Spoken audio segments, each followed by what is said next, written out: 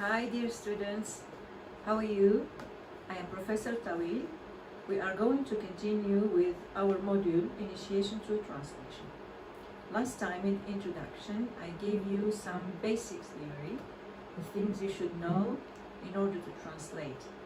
We are not going to deal with too much theory because you are not trained translators, but the minimum you should know in order to translate. For example, text types, text context, types of styles, writer's intentionality, subjectivity, etc. We try to translate some sentences from Arabic into English and then others from English into Arabic. Today we're going to start translating passages.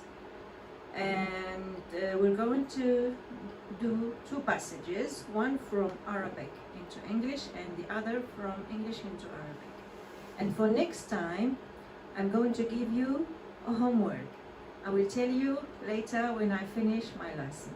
Now please follow the slides and prepare your handbook and your pen. Okay? Please follow the slides.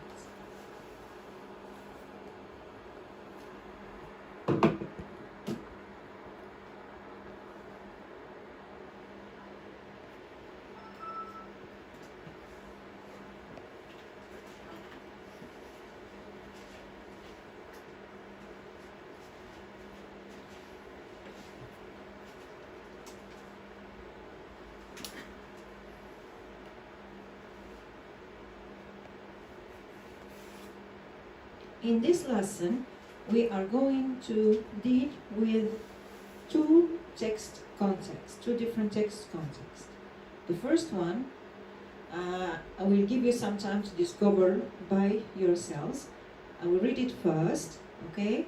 You just follow my steps. So, وفاة الفنان التشكيلي اللبناني عارف نجيب الريس.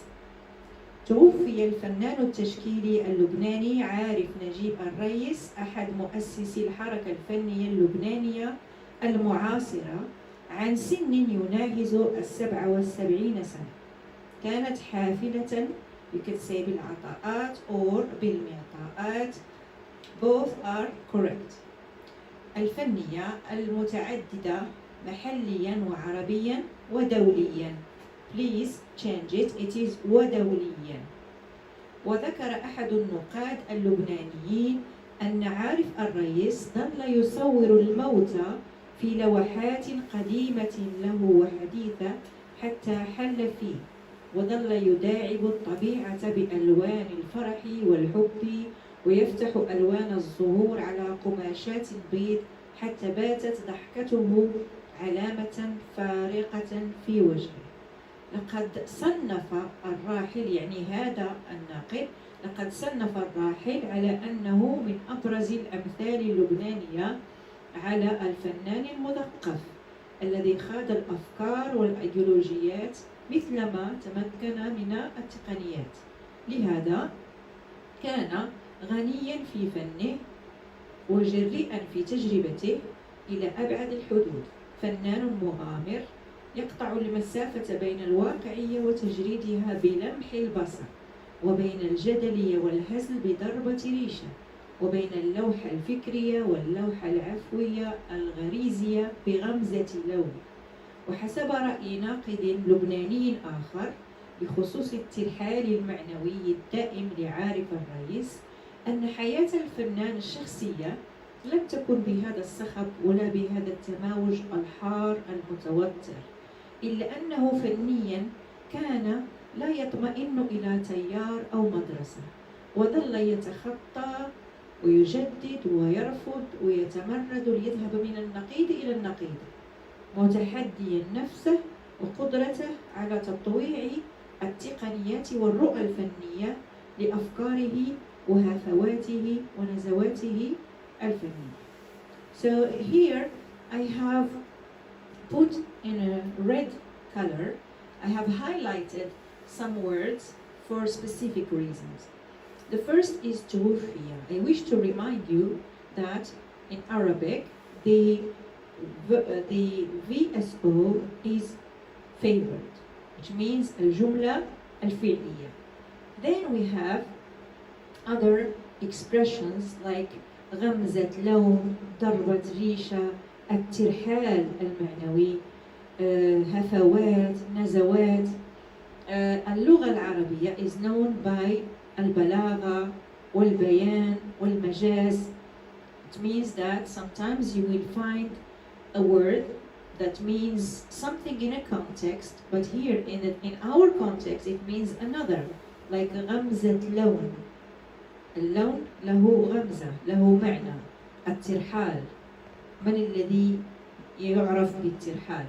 هم أشخاص يرحلون من مكان إلى آخر، مثل الرحل. Here we have الترحال المعنوي، التماوج الحار، هفوات، نزوات. Whenever you come across these expressions, you have to be very careful, because if you look for an equivalent in English in a rush without thinking deeply about what they mean in Arabic, you might be wrong. You might give a mistranslation, a bad translation. I will give you today, as I said, my steps at the beginning of this lesson. I will give you the steps you should follow in order to be good at translation.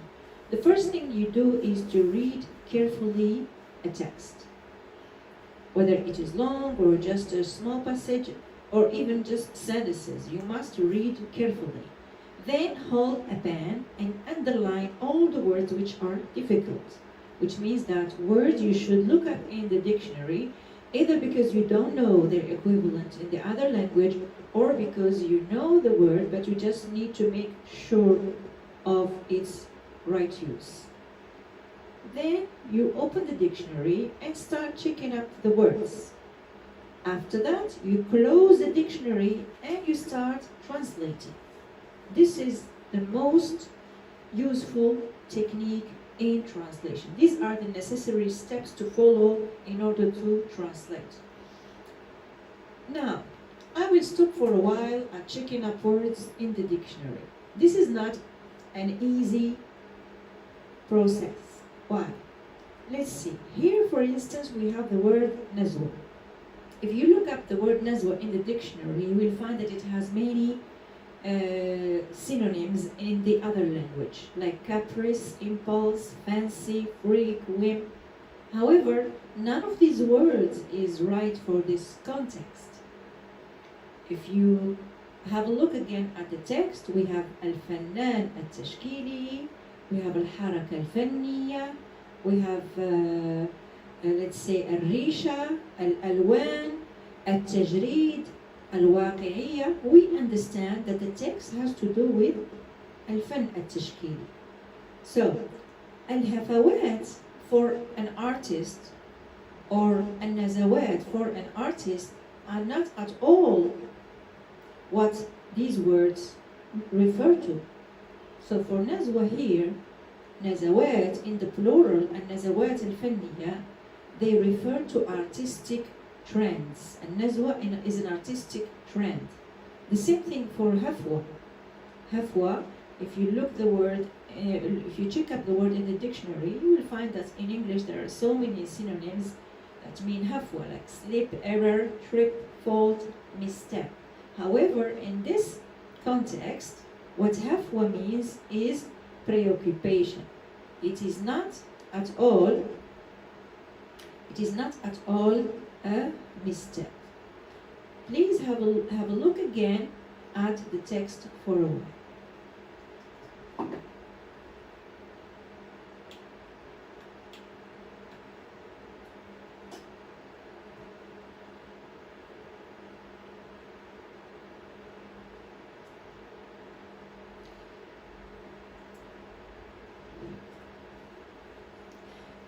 I will try to do this exercise with you before I will give you the translation for the whole text. Suppose you are going to translate the title and the first sentence. وفاة الفنان التشكيلي اللبناني عارف نجيب الرئيس. The title is not difficult, it's an easy one. Whenever you have a text with a title, you must translate the title because it is part of the text. Many students translate the text but forget the title. So this way they lose their their translation loses its value, you know, and it affects the grade automatically. Here we have توفي الجملة الفعلية, and then الفنان التشكيلي اللبناني عارف نجيب الرئيس. All this is the subject. Then we have أحد مؤسسي الحركة الفنية اللبنانية المعاصرة. For me, this from أحد until المعاصرة, it can be the beginning of the sentence in English. One of the possible translations. We can say, for example, after co-founding the Lebanese contemporary artistic movement in attaining outstanding accomplishments on the regional, Arab, and international levels, then we state the subject. The Lebanese painter Arif Najib Errais died at the age of 77. This is one of the possibilities. The other possibility is to start by the subject. You can say, the Lebanese painter Arif Najib Errais died at the age of 77, comma, after co-founding the Lebanese contemporary artistic movement, etc. From this sentence, we understand, here you can say al-ata'at or al-mi'ta'at. Both are correct. So this shows that there are so many ways to translate. You just need to convey the exact meaning, right? So, توفي الفنان. Here, the sentence changes completely. As I said to you in our previous lesson, that what is the beginning of a sentence might become the end, and what is the end might become the beginning. This is very, very normal in translation, because we are not translating word by word, but we are interested in the meaning. Let's again do together another sentence. وذكر أحد النقاد اللبنانيين أن عارف الرئيس ظل يصور الموت في لوحات قديمة له وحديثة حتى حل فيه. Here, حتى حل فيه is a figurative language. It means حتى تحول الموت من فنه إلى حياته الخاصة. وظل يداعب.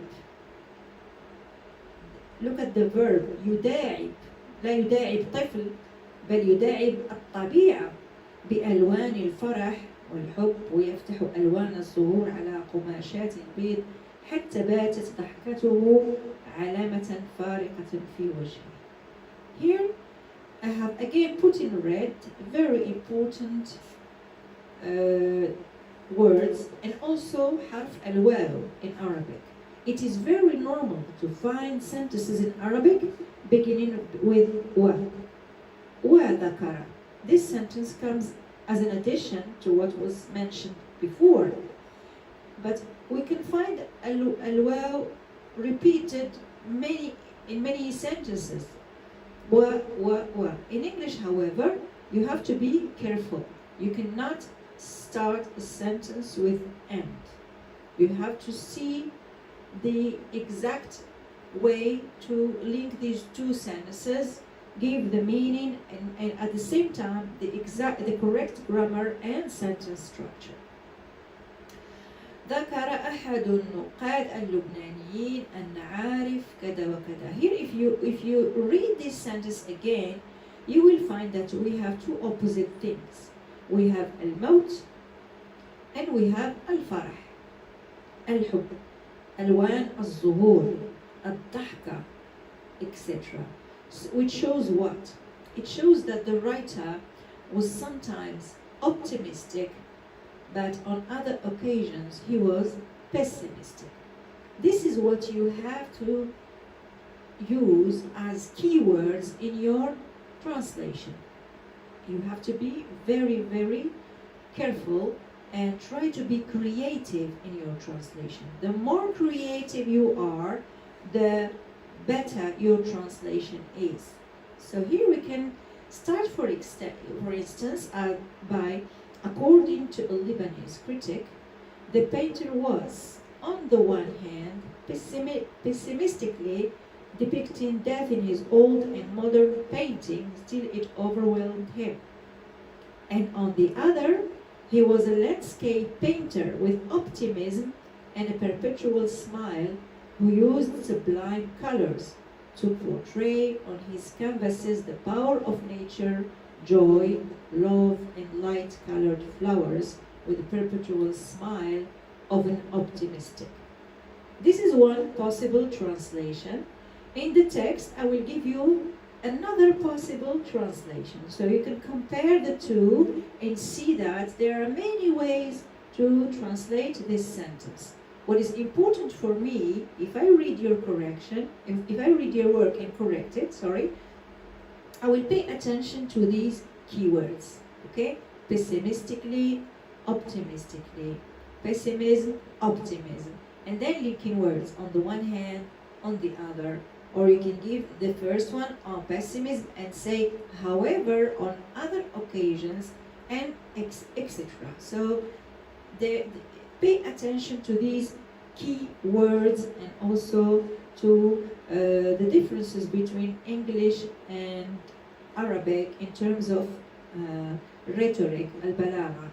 Because same as English, Arabic has let's say comparisons, personification, and many other techniques.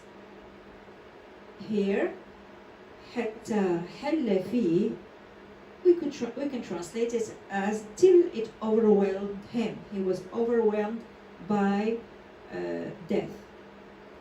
And يداعب الطبيعة. Where is يداعب here? Where is it gone? Yes, to portray on his canvases the power of nature, joy, love, and light-colored flowers. So translation, to conclude, translation is a process which is never done word by word.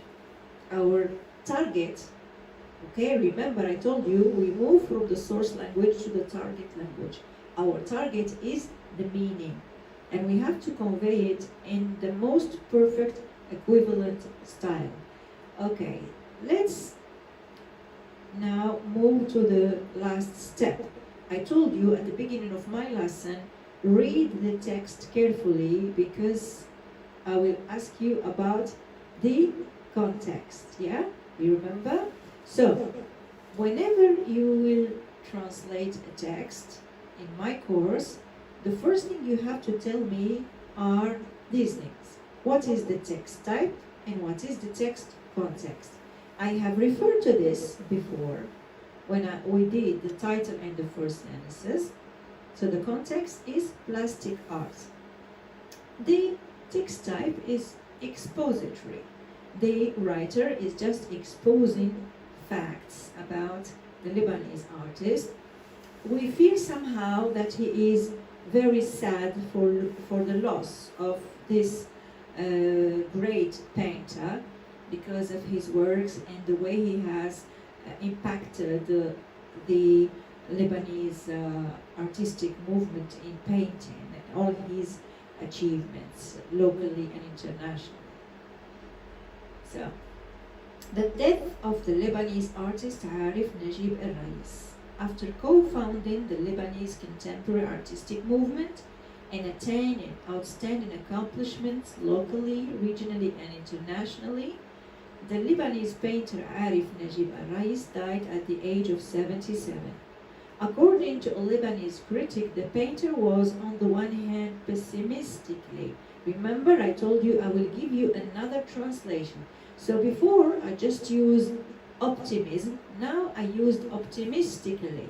So this sentence, compared with the previous one, can show you that there are many ways to translate.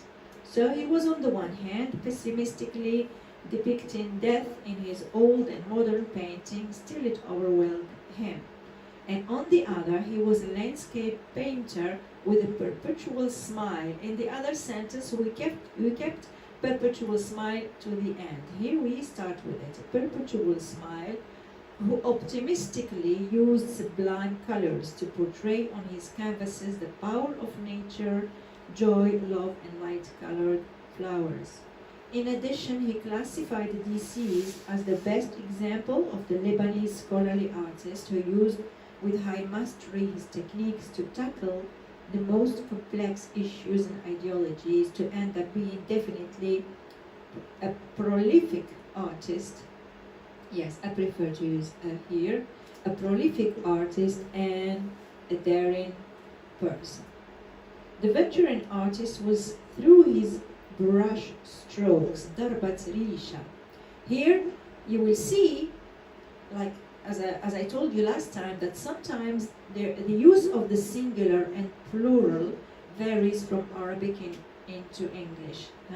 So Arabic favors the singular, but English the plural. Darbat risha.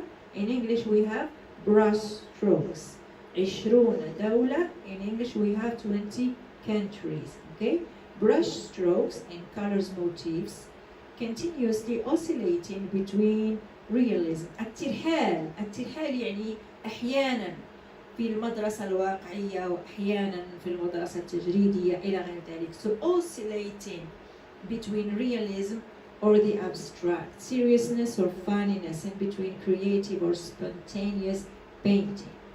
Moreover, in the viewpoint of another critic, although personally Rais' life was devoid of tumultuous upheavals, artistically he rejected to belong to a particular trend.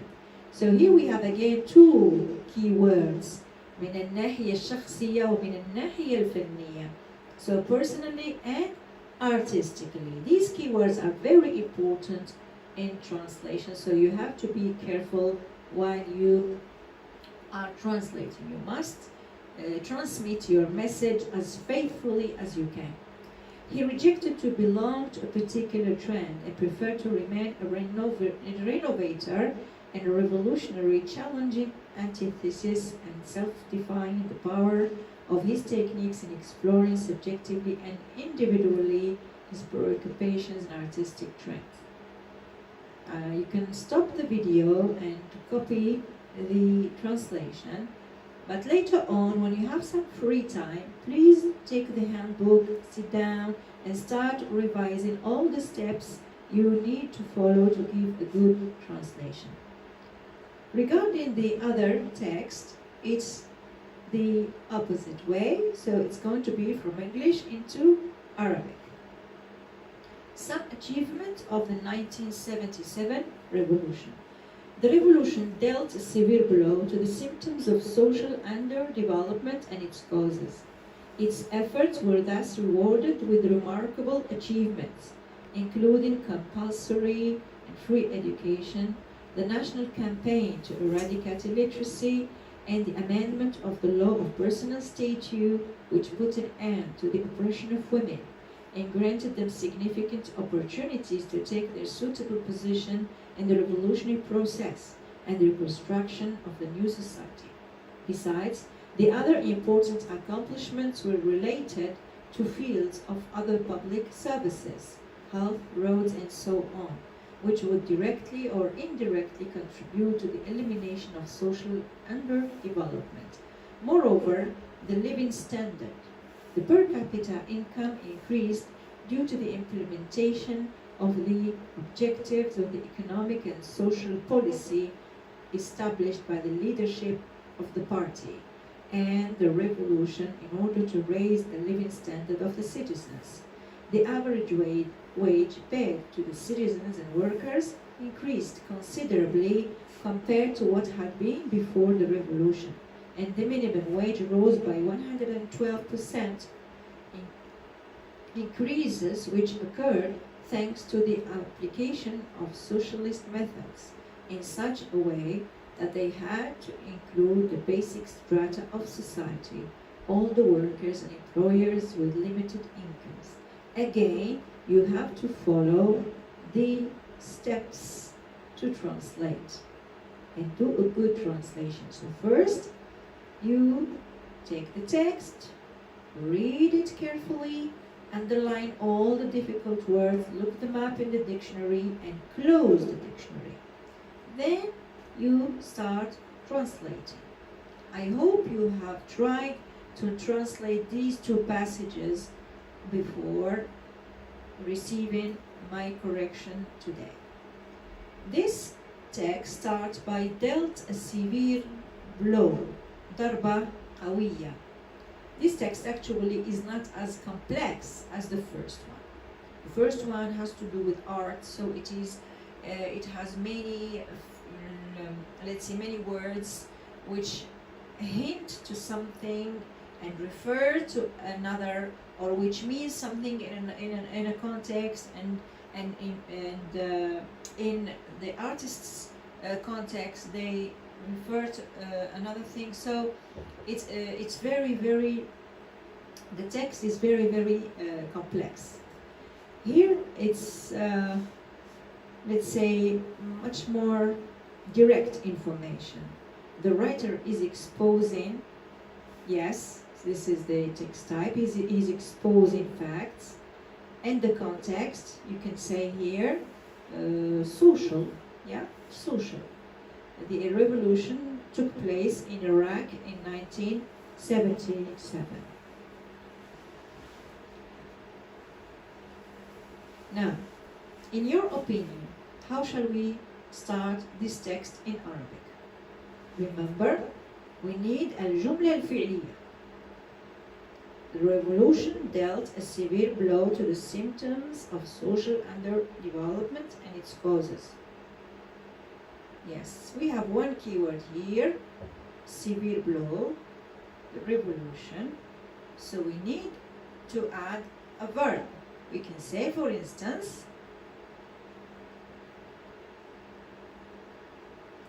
لقد كانت الثورة بمثابة ضربة قوية على مظاهر التخلف الاجتماعي وأسبابه. Now if we go back to the text, its efforts were thus rewarded. Here we have two separate sentences. I told you last time, I advise you to use complex sentences. So we can put a comma and say, إذ تكللت جهودها بتحقيق إنجازات ملحوظة شملت التعليم الإلزامي والمجاني, and you continue with the other things like الحملة الوطنية لمحو الأمية. So notice the difference, you can notice the difference between Arabic and English. والحملة الوطنية وتعديل قانون الأحوال الشخصية. So الواو is used very frequently. Unlike in English, we have to keep and for the last word or the last sentence. وتعديل قانون الأحوال الشخصية الذي وضع حدا لاضطهاد المرأة ومنحها فرصا كبيرة لتؤدي الدور المنوط بها في الثورة وفي عملية بناء المجتمع الجديد. إضافة إلى ذلك كانت بعض الإنجازات الهامة تتعلق بمجالات الخدمات العامة الأخرى كالصحة والطرق وما إلى ذلك، التي من شأنها أن تساهم بشكل مباشر أو غير مباشر في القضاء على التخلف الاجتماعي. In the sentence that follows, in Arabic we have the in English we have the living standard, colon. The living standard, colon, the average wage, and then it goes, regarding the living standard, colon, the per capita income increased. You are not obliged, when you translate, you are not obliged to keep the same punctuation. You can say, for instance, وعلاوة على ذلك هناك المستوى المعيشي بحيث ارتفع. You don't need to put colon again in Arabic. No. You can change the punctuation, you can change the order of words, you can change the linking words. You must pay more attention to first the meaning and second the correct style in Arabic. بحيث ارتفع الدخل الفردي بفضل المخطط السوسيو اقتصادي. In the source language text, we have these two words separate. We have اقتصادي and اجتماعي separate. Okay? However, so I don't want to use social separate and economic separate. I want to use a compound word in Arabic. So we say المخطط السوسيو اقتصادي الذي تبنته قيادة الحزب والثورة بهدف الرفع من المستوى المعيشي للمواطنين. لذا ارتفع متوسط الأجور للعموم بشكل كبير مقارنة بما كان عليه قبل الثورة، ليصل الحد الأدنى إلى غاية 112%، وهي زيادات يرجع الفضل في تطبيقها أساساً إلى تبني المنهج الاشتراكي. So if you pay attention to this, again, there is a difference, because in the other text, we have the plural. In Arabic, we have used the singular, المنهج الاشتراكي, instead of methods in the plural. الذي ينص على تعميم الاستفادة لتشمل كل الشرائح الأساسية للمجتمع والعمال وذوي الدخل المحدود على وجه الخصوص. So as I said at the beginning, this text is not as complex as the previous one. You just need to look up the words in the dictionary, taking into account that you are translating a text which is purely social. And then you start linking the sentences correctly. Use الجملة الفعلية. So we have لقد كانت بعض الإنجازات، ارتفع الدخل الفردي، ارتفع متوسط الأجور. So we have الجملة الفعلية many times. We have correct linking words. We have used words, a compound word instead of separate words. We have used the singular form instead of the plural form in English. These are very specific characteristics of Arabic language. Okay? جملة فعلية، استعمال الواو بكثرة، let's say استعمال المجاز، استعمال البلاغة، البيان، etc.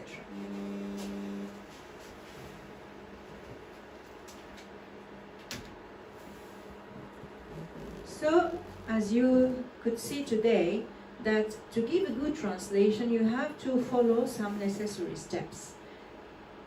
To do justice to every text you are translating, you have to read it carefully, underline the difficult words, check them up in the dictionary, taking into account the type of context you have, whether it is economy, sociology, arts, politics, sports, whatever.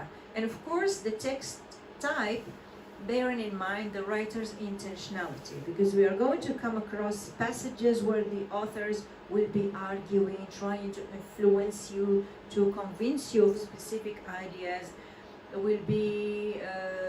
We'll come across writers who are very subjective, who are hinting too many things in politics, etc. I hope you have learned from my techniques in translation. I want you for next time to do homework. So please try to translate following the steps I have talked to you about. The passages we have in lessons 3 and 4. Okay, so you have 4 passages. I want you to make a big effort, try to translate them. Next time, I will give you the corrections for lessons 3 and 4 at the same time. 4 passages at the same time. Thank you for your attention and see you next time.